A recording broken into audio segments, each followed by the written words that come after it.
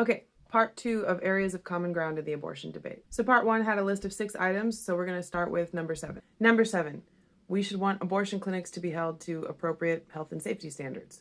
We'll argue tooth and nail over what would be considered reasonable health and safety standards, but I don't think there are a lot of people out there who are saying, no, there should just not be any standards, there should be no regulations at all, they should be able to perform procedures or give medications just at will. Whatever side of the debate you're on, people should want patients to be safe. Number 8, people providing abortions should be mandatory reporters, as defined by their state's laws. If someone is performing an abortion on a 12-year-old girl, that should raise eyebrows, and authorities should get involved to see what's going on. Number 9, screening women seeking abortion for domestic violence, coercion, or sex trafficking. To exactly the same extent that women in a given region are screened for these things when they go in for a prenatal appointment, they should be screened for them when they're seeking an abortion. Number 10, medical training for medical professionals in terms of how to emotionally and psychologically care for patients experiencing miscarriage. I'm not talking about how to take care of patients physically.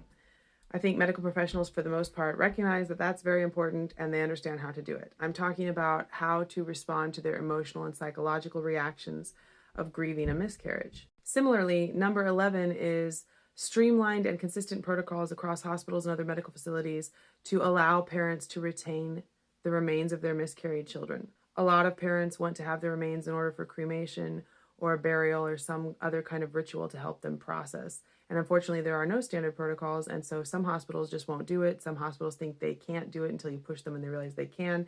It's all over the place, and that's unhelpful during an emotional crisis. Number 12, standardized, required, anonymized reporting of public health statistics related to abortion. Where are people getting abortions? What are the reasons they're getting abortions? How far along are they in pregnancy when it happens? What kind of methods do they end up using? All of those things. There are tons of policy implications for understanding how and why and where and when people get abortions. And as long as all of the data is anonymized, there's no reason to be concerned about prosecution or persecution or anything like that. So yeah, that's the list I have so far. Let me know if you can think of other areas in the abortion debate or strongly related to abortion where pro-choice and pro-life people could have easy common ground.